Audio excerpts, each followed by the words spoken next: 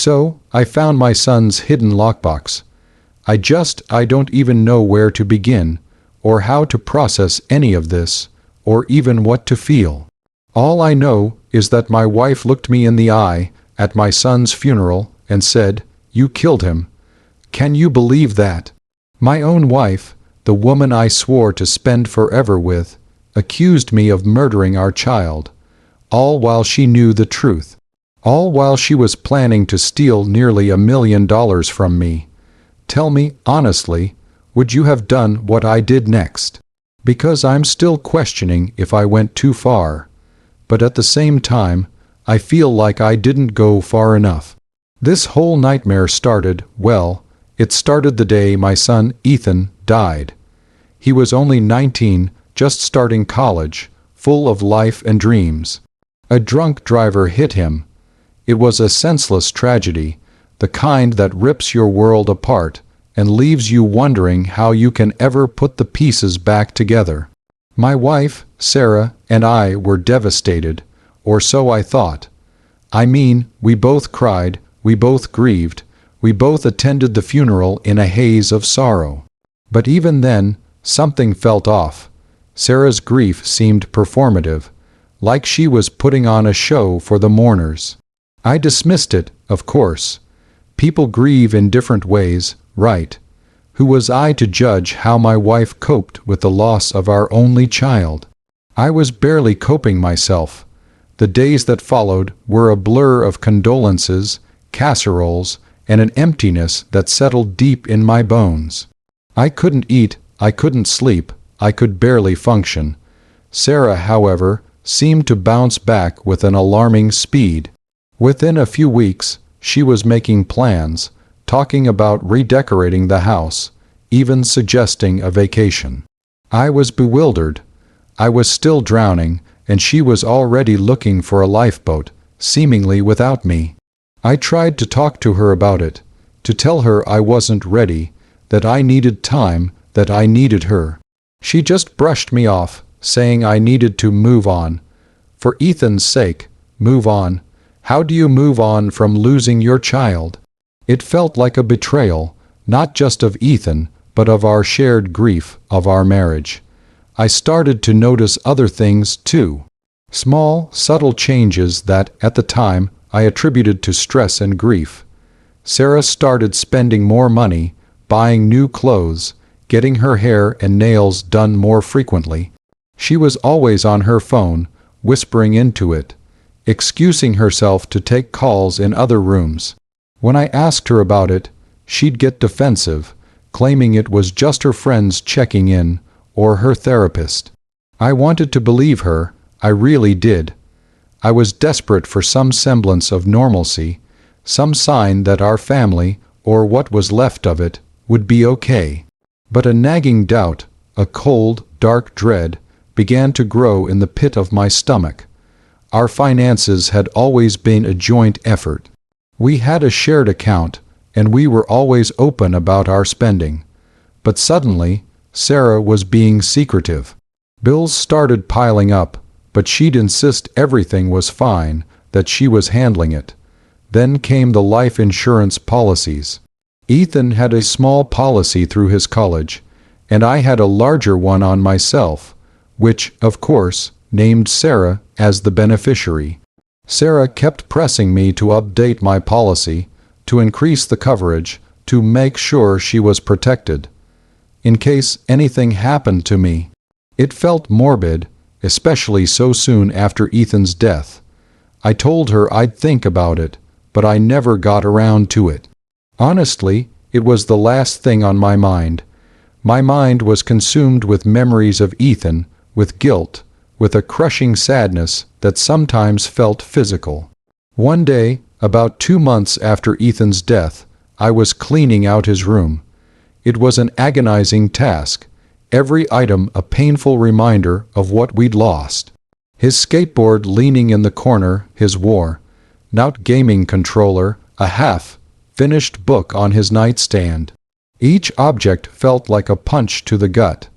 I was meticulously folding his clothes, trying to preserve the scent of him, when I noticed something under his bed. It was a small, metal lockbox, tucked away behind a stack of old magazines. It wasn't heavy, but it felt significant. I picked it up, a strange mix of apprehension and curiosity washing over me. Ethan had always been a private kid, but he'd never really hidden things from us. This lockbox, though, felt like a secret. I shook it gently. Something rattled inside. My heart pounded. I tried the latch. It was locked, of course. I searched his room for a key, checking under his mattress, in his drawers, even in his old backpack. Nothing. I was about to give up when I remembered an old habit of Ethan's. When he was a little boy, he used to hide his most precious things in a specific spot in our garden, under a loose paving stone near the rose bushes. It was a silly, childish hiding place, but a part of me hoped, irrationally, that he might have continued the tradition. I went outside, my hands trembling slightly. I found the paving stone, lifted it, and there it was, a tiny, tarnished silver key. My breath hitched. I went back inside, my hands shaking as I inserted the key into the lockbox. It clicked open. Inside, there were a few things: a crumpled photograph of Ethan with his first girlfriend, a worn-out baseball card he cherished, and a small, neatly folded stack of papers. I picked up the papers.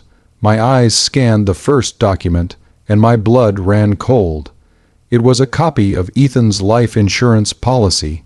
Not the small one from his college, but a different one, a much, much larger one, for $800,000, and the beneficiary wasn't me.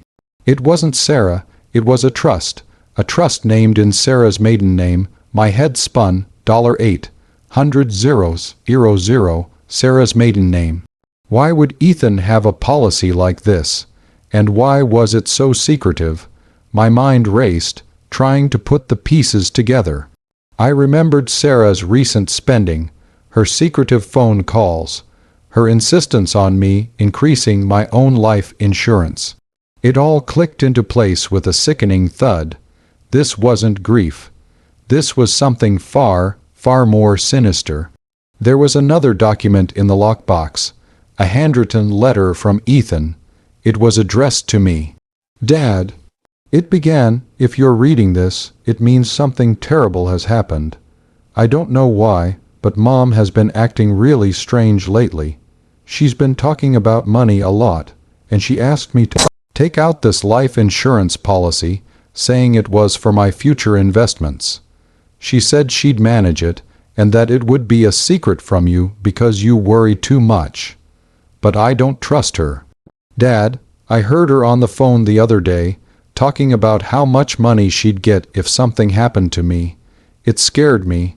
I think she's in trouble, or she's doing something bad. I love you, Dad. Please be careful. I've tried to tell you, but she's always around. This is the only way I can think of to protect you. Find out what she's doing." The letter dropped from my trembling fingers. My son, my sweet, innocent son, had known. He had tried to warn me, and I had been too consumed by my own grief, too trusting to see it. The accusation Sarah had hurled at me at the funeral, "You killed him," suddenly echoed in my ears with a new, horrifying meaning. She wasn't accusing me out of grief. She was projecting. She was trying to shift the blame, to manipulate me, to hide her own monstrous secret. My wife, the mother of my child, had orchestrated a plan to profit from our son's death. It wasn't just a betrayal. It was an abomination. I felt a surge of cold fury, unlike anything I had ever experienced. It wasn't just about the money. It was about her calculated deception, her heartless exploitation of our shared tragedy, and the unspeakable fact that she had involved Ethan in such a dark scheme. My son had been afraid of his own mother. He had been so scared that he had to leave me a hidden message, a posthumous warning. So that's the situation I was in, and I had to make a choice. Here I was, holding undeniable proof of my wife's monstrous betrayal. A betrayal that involved our deceased son and nearly $1 million. Before I tell you what happened next, I want you to pause and comment below what you would have done in my shoes. Would you have confronted her directly? Would you have gone to the police immediately? What would your first move be? I sat there for a long time, the papers clutched in my hand, the weight of Ethan's words pressing down on me. My initial instinct was to scream, to confront her, to shatter the fragile peace she had so carefully constructed. But then I remembered Ethan's letter. He was trying to protect me. A direct confrontation would only give Sarah a chance to deny, to lie, to destroy the evidence. I needed to be smart, to be methodical. I needed proof that would stand up, proof that couldn't be twisted or explained away.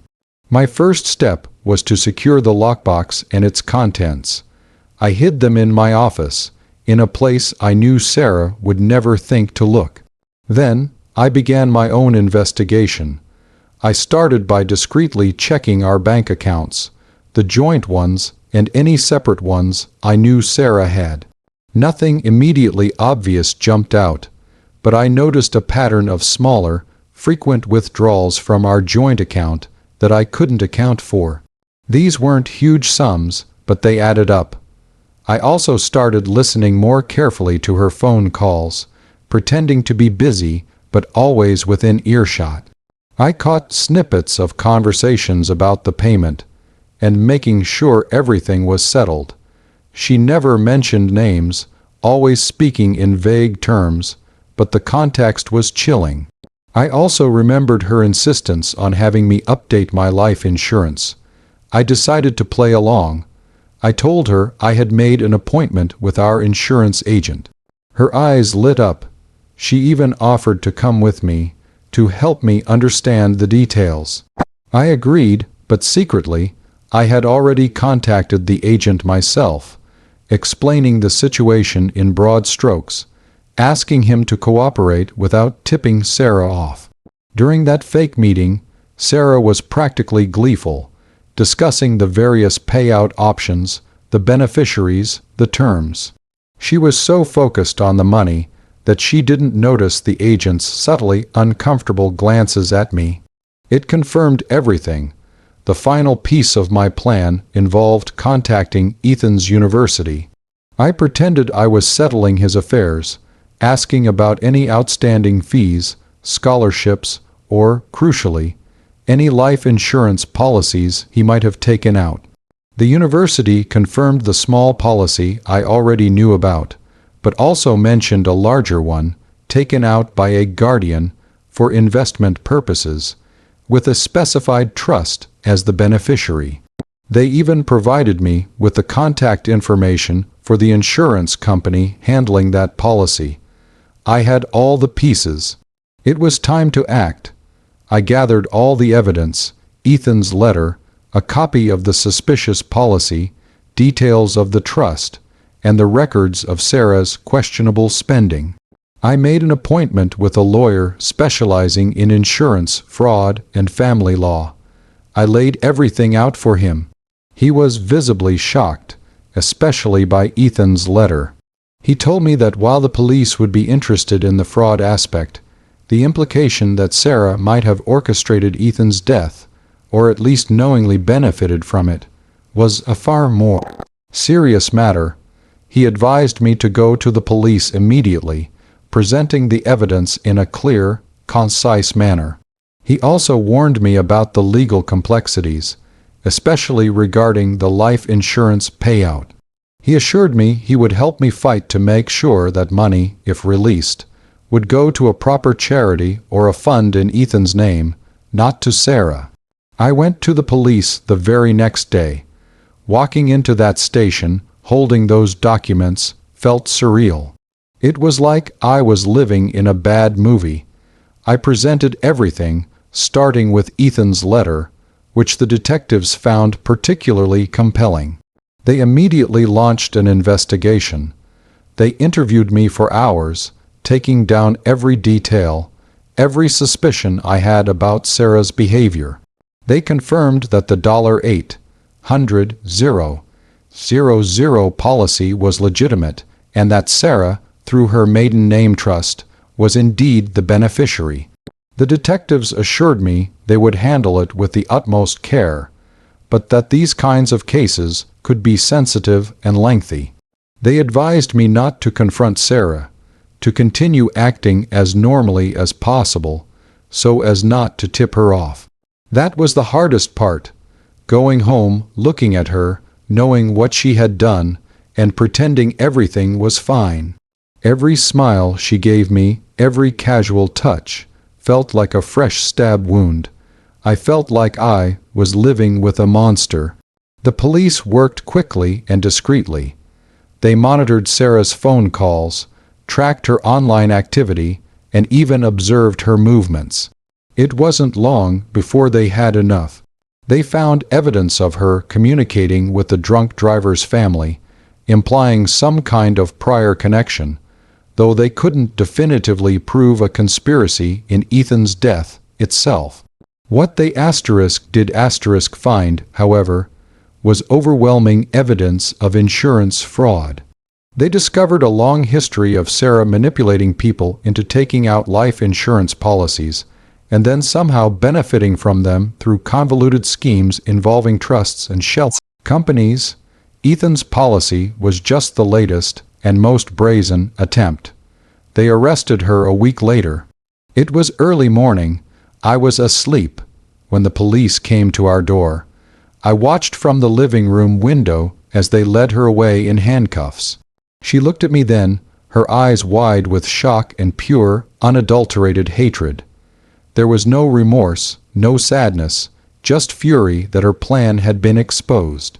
The accusation she'd made at Ethan's funeral, "You killed him," flashed in my mind. Now, it was her turn to face the consequences. The aftermath was a whirlwind of legal proceedings. Sarah was charged with multiple counts of insurance fraud, attempted fraud, and other related financial crimes. The police continued to investigate her potential involvement in Ethan's death, though proving direct causation was proving incredibly difficult. The drunk driver, already incarcerated, claimed no knowledge of Sarah, but the connections the police uncovered were too suspicious to ignore. The insurance company refused to pay out the $800,000 to Sarah, citing the fraud. With the help of my lawyer, we ensured that the policy funds, once cleared, would be donated to a charity for victims of drunk driving accidents in Ethan's name. It felt like the only right thing to do. The divorce was swift and brutal. I filed immediately on the grounds of her extreme cruelty and fraud. She fought me every step of the way, trying to claim emotional distress and even attempting to smear my character in court. But with the overwhelming evidence against her, her efforts were futile. She lost everything: her freedom, her reputation, and any claim to our assets. She was sentenced to a lengthy prison term. I never saw her again after the trial. The house felt empty, but cleaner, somehow, without her presence. The silence, once a heavy burden of grief, slowly began to feel like peace. It's been a few years now. The pain of losing Ethan will never truly go away, but the anger, the betrayal, has subsided. I still visit Ethan's grave regularly. I tell him about the charity in his name, about how his letter saved me, about how much I miss him. I also started volunteering for the charity, helping other families who have lost loved ones to drunk driving. It's a way to keep Ethan's memory alive, to find some purpose in the midst of tragedy. I learned a devastating lesson about trust, about appearances, and about the darkness that can lurk even in those closest to us. But I also learned about my son's incredible bravery, his love, and his unwavering desire to protect me, even from beyond the grave. So, that's my story. It's a painful one, a raw one, but I felt compelled to share it. I still wonder if I handled it the best way, if there was something more I could have done to save Ethan, or to prevent Sarah's evil from consuming our lives. But in the end, I did what I had to do. I exposed the truth. Like this video if you were on my side, if you think I made the right choices. Subscribe for more stories like this, stories that delve into the deepest, darkest corners of human experience. And please, share your final thoughts on this whole mess in the comments section below. What would you have done differently? What does this story teach you about the people you trust? I'll see you all in the next story.